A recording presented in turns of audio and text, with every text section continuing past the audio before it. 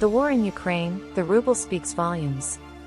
The ruble's decline exposes Russia's struggling economy with sanctions stifling trade, low demand for its currency. Falling ruble reflects overall economic struggle masked by GDP growth due to wartime production, not sustainable economic health.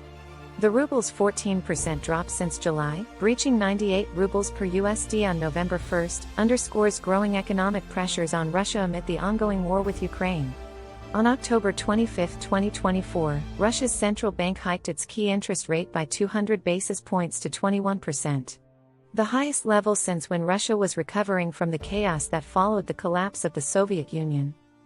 The central bank's decision was driven by surging domestic demand and rising inflation expectations, with current inflation soaring to 8.5%, more than double the 4% target. Trade and economy impact.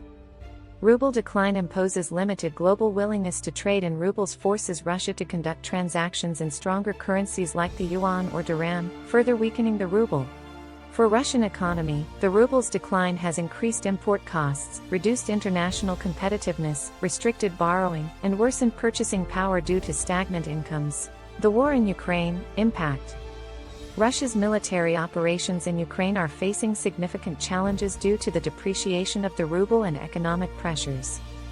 To sustain its military activities, the government has planned a 25% increase in defense spending, reaching 13.5 trillion rubles, $145 billion, in 2025.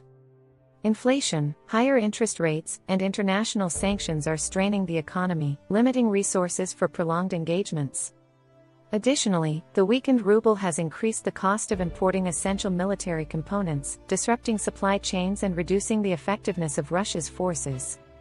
Sanctions have further isolated Russia financially, restricting access to global markets and complicating efforts to finance the war and procure critical materials.